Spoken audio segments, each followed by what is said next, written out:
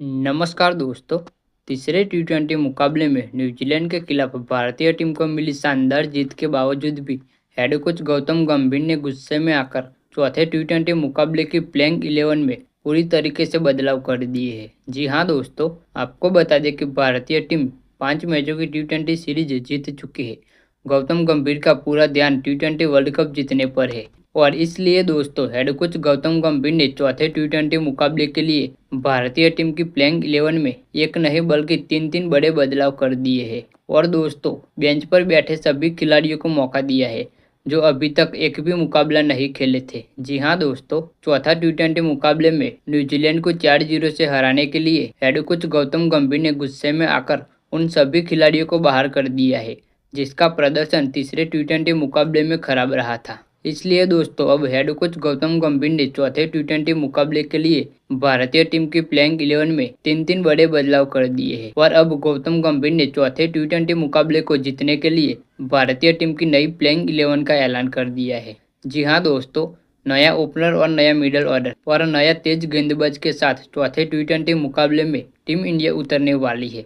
तो दोस्तों आखिर तीसरे टी20 मुकाबले में भारतीय टीम को मिली शानदार जीत के बावजूद भी कोच गौतम गंभीर ने गुस्से में आकर चौथे टी20 मुकाबले के लिए टीम इंडिया की प्लेइंग 11 में कौन कौन से खिलाड़ियों को शामिल किया है, सब कुछ बताएंगे इस वीडियो में। साथ ही यह भी बताएंगे कि यह मैच कब, कहाँ और कितने बजे से खेला जाएगा। लेकिन दोस्तों इससे पहले आप भी टीम इंडिया के फैन हैं तो वीडियो को एक लाइक और चैनल को सब्सक्राइब जरूर करें।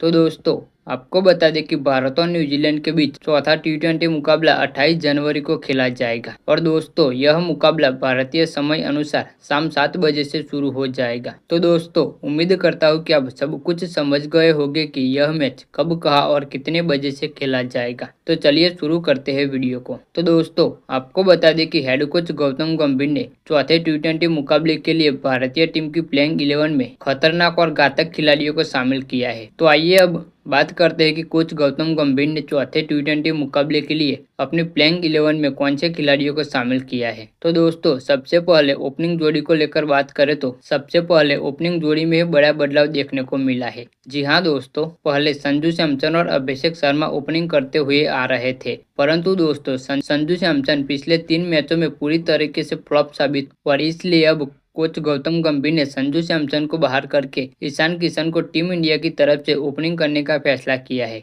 और दोस्तों अब चौथे टी20 मुकाबले में अभिषेक शर्मा और ईशान किशन ओपनिंग करते हुए दिखाई देने वाले हैं। तो दोस्तों वही नंबर 3 पर एक और बड़ा बदलाव देखने को मिला है। जी हाँ दोस्तों, आपको बता दें कि नंबर 3 पर श्रेयस अय्यर को खेलने का मौका मिला है और दोस्तों आपको बता दें कि पहले 3 मैचों में श्रेयस अय्यर को एक भी मैच खेलने का मौका नहीं मिला था, परंतु अब चौथे टी20 मुकाबले में श्रेयस अय्यर खेलते हुए दिखाई देने वाले हैं। तो वही नंबर 4 पर कप्तान सूर्य कुमार यादव खेलते हुए दिखाई देने वाले हैं। तो वही नंबर 5 पर हार्दिक पांड्या खेलते हुए दिखाई देने वाले हैं। तो वही नंबर 6 पर शिवम दुबे और नंबर 7 पर रिंकू सिंह खेलते हुए दिखाई देने वाले हैं। तो वही नंबर 8 पर रवि बिश्नोई और नंबर 9 पर हर्षित राणा, नंबर 10 पर जसप्रीत बुमराह और नंबर 11 पर कुलदीप यादव खेलते हुए दिखाई देने वाले हैं। तो दोस्तों ये है न्यूजीलैंड के खिलाफ होने वाले चौथे टी20 मुकाबले के लिए टीम इंडिया की घातक प्लेइंग 11। तो दोस्तों आपका क्या मानना है कि टीम इंडिया की प्लेइंग 11 में कौन कौन से खिलाड़ियों को मौका मिलना चाहिए था? अपनी राय हमें नीचे कमेंट बॉक्स में जरूर दीजिए और साथ ही क्रिकेट के जुड़ी ऐसी वीडियो देखने के लिए हमारे चैनल को सब्सक्राइब जरूर करें।